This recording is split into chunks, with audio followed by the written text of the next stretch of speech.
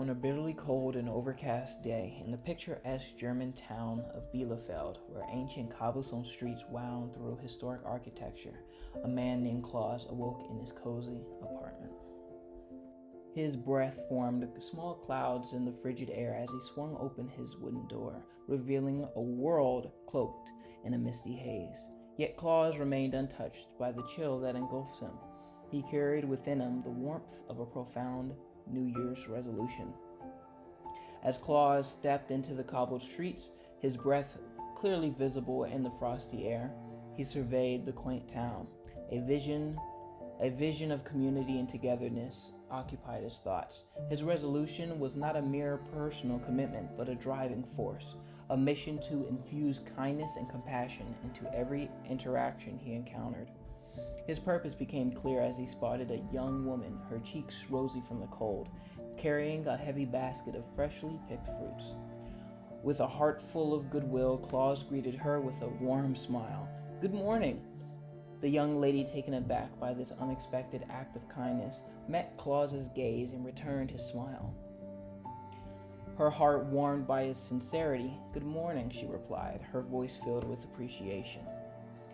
"Allow me to assist you with the heavy basket," Klaus offered, his eyes filled with genuine concern. The woman hesitated briefly, but then her thoughts drifted to the recent story of a man who suffered alone in the streets, and she remembered the importance of kindness. With a grateful nod, she accepted Klaus's help. Together, they walked down the picturesque street, engaged in a heartfelt conversation about the transformative power of kindness. As they reached her apartment, Klaus handed her a basket, and she thanked him before disappearing into her warm abode. Klaus, his heart filled with satisfaction, continued his stroll through the charming town.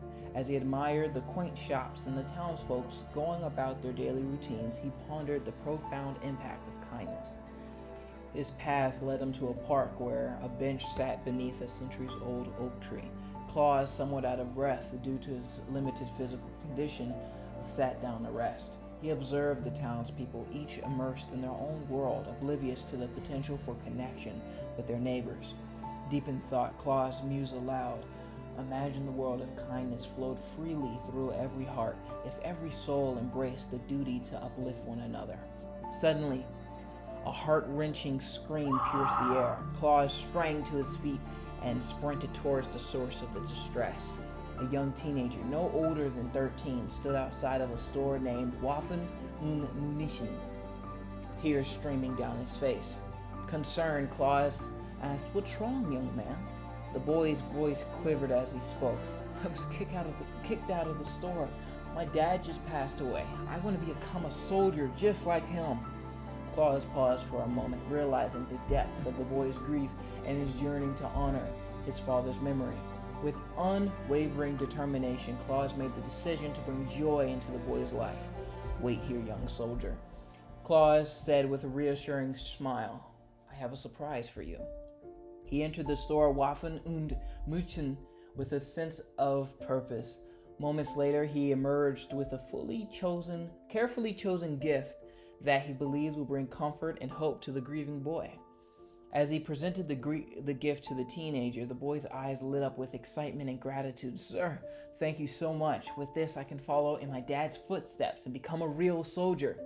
Klaus watched the boy's joyful departure.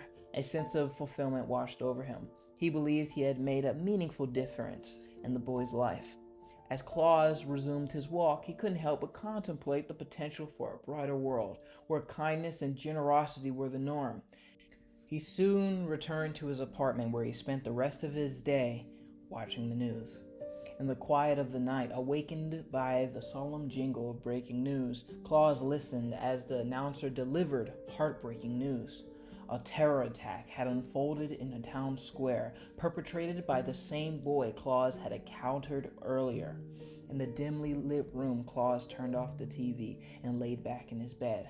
If only the world was more kind, then the world would be a much better place to live. A profound sadness washed over him. If only the world was as kind as him.